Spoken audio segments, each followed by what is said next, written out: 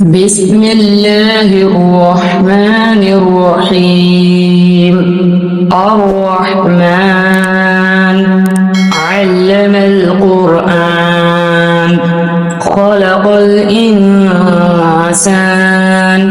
علمه البيان الشمس والقمر بحسبان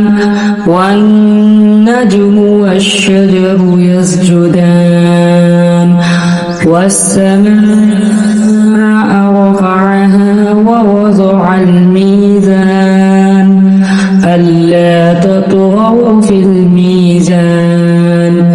وأقيموا الوزن بالقسط ولا تخسروا الميزان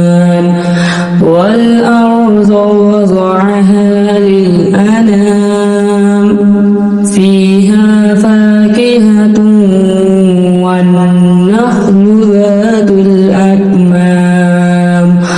والحب ذو العصف والريحان فبأي آلاء ربكما تكذبان خلق الإنسان من صلصال كالفخار وخلق الجن من مارج من نار فبأي آلاء ربكما تكذبان رب المشرقين ورب المغربين فبأي آلاء ربكما تكذبان مرج البحرين يلتقيان بينهما برزخ لا يبغيان فبأي آلاء ربكما تكذبان يخرج منهما اللؤلؤ والمرجان فبأي آلاء ربكما تكذبان وله الجوار المنشآت في البحر كالأعلام فبأي آلاء ربكما تكذبان كل من عليها فان ويبقى وجه ربك ذو الجلال والإكرام فبأي آلاء ربكما تكذبان يسأله من في السماوات والأرض كل يوم هو في شأن فبأي آلاء ربكما تكذبان سنفرغ لكم أيها الثقلان فبأي آلاء ربكما تكذبان يا معشر الجن والإنس إن استطعتم أن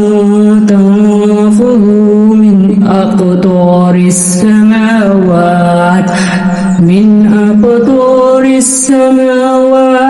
والأرض فانفذوا لا تنفذون إلا بسلطان فبأي آلاء ربكما تكذبان يرسل عليكما شواظ من نار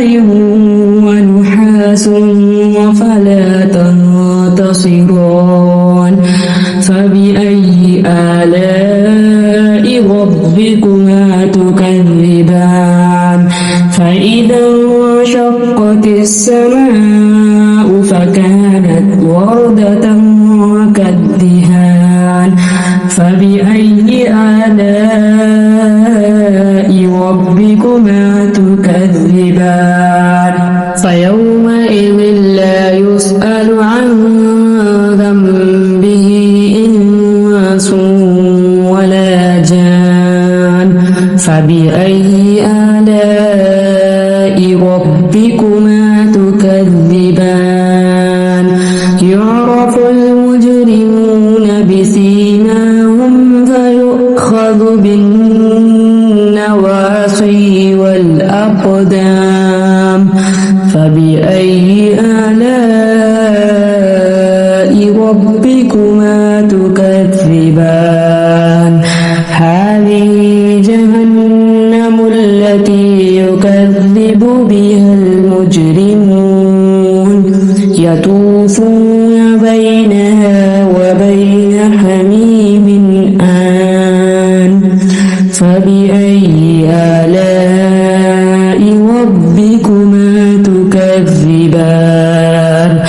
ولمن خاف مقام ربه جنتان